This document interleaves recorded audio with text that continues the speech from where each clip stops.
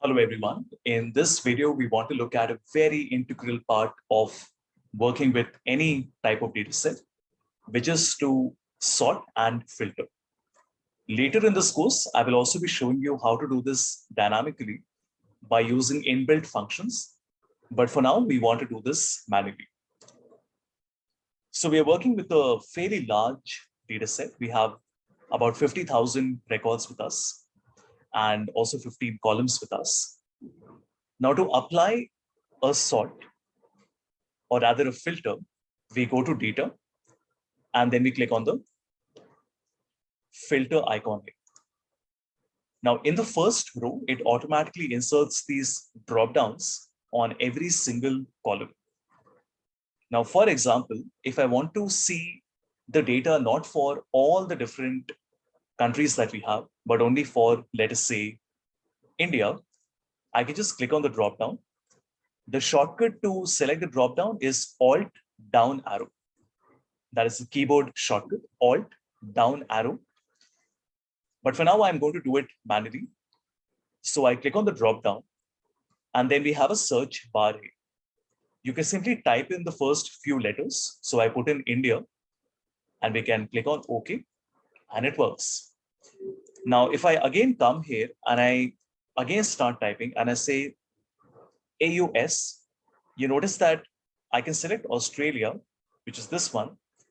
But if I click on add current selection to filter, both of them have been selected. Fairly simple. If you want to remove this, there are a few ways of doing that. Either you click on that column and select clear filter from country, but you also have a clear icon here. But here's the thing. The clear that you have here is basically going to remove the filter from everywhere. For example, imagine I had a filter here as well for Andhra and Assam. So when I go to clear in the ribbon, it clears it from everywhere. So if you want to remove it only from the selected column, the correct way is to click here and click on clear filter. So let me remove the filter from this.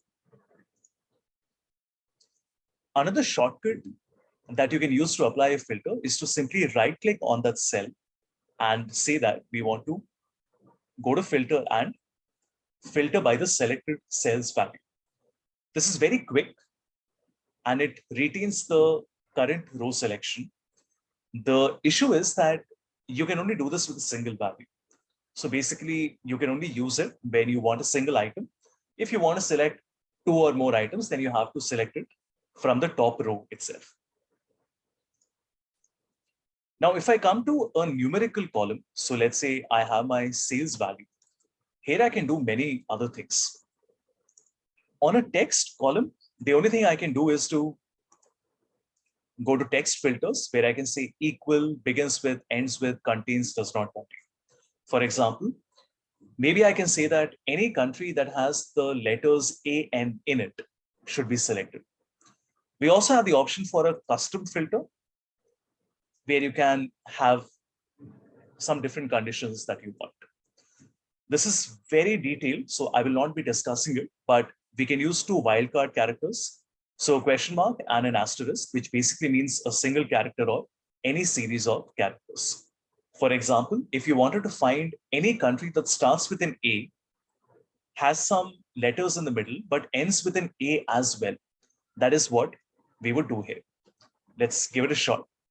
So I want to write A and then asterisk and another A. Okay, I should be doing this on the state, everyone. So text filters and custom filter, we say A asterisk A.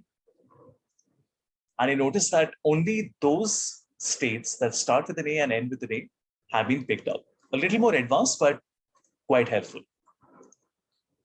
But when you do this on a numerical column, the options are different. Now we have a number filter where all of these are self-explanatory. We have equals to, does not equal, greater than equal to, less than equal to, between, top 10, above average, below average, and of course, a custom filter. And when we do this on a date column, you notice that Excel is smart enough to automatically create hierarchies. So it has created the hierarchy for the year 12, 13, 14, 15. And if I click on the plus button, we can see that we can literally select the year, the month, and the day as well. You can also use the arrow keys. So for example, I'm using the left and the right arrow to expand and minimize it. It's a quick way of working with it. In terms of sorting the data, so far we were doing the filtering. In case you want to retain all the 51,000 records, but you want to see it in a different order, then we can simply click on the drop-down and we have two options, A to Z or Z to A. In the case of a text value, it will be A to Z alphabetically. In the case of a date, it will be oldest to newest. And in the case of a number, it will be smallest to largest. If you want to create an order of sort with multiple columns, you can't do this because this will remove the first one. For example, the moment I have selected A to Z on the city and I now select A to Z on the state, the first one goes away, right? Which is not really what we want. So let me undo that. To do this, we go to home and then we select sort and filter, and here we have a custom sort. Now here we can define multiple levels. So I can say that I want to sort first by my country.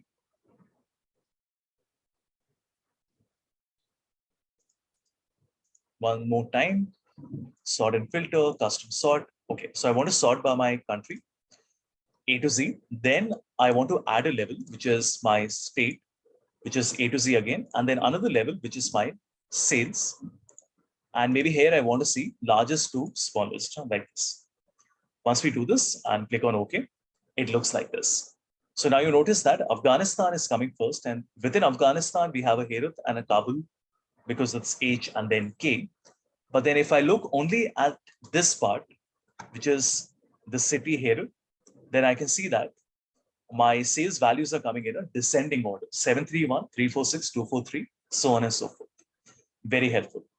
So we went to custom sort. And if you want to basically change what you have done, then I can just go to, let me do that one more time. Then I can either clear it. I have the filter here, so I can basically turn the filter on and off. And I'm not really sure how the reapply works, but you might need to have a look at that.